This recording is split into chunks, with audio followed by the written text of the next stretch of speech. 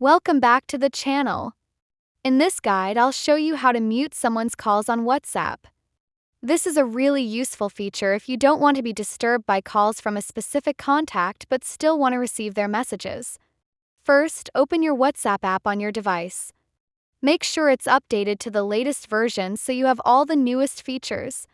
Next, go to the chat with the person whose calls you'd like to mute. You can do this for both individual chats and group chats.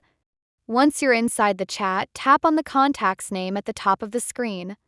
This will take you to their profile page where you can manage different settings. On the profile page, look for notifications and tap on it. Now, under the call section, tap on ringtone. From here, you'll see a list of available options. Select none and this will mute their calls. From now on, you won't hear any ringtone when they try to call you on WhatsApp, but you'll still get their messages as usual. If you ever want to unmute their calls or set a different ringtone, you can simply go back to the same settings and choose another option.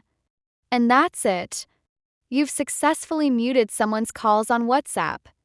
If you found this video helpful, don't forget to like the video. For more WhatsApp tips and tricks, subscribe the channel and press the notification bell as well. Thanks for watching.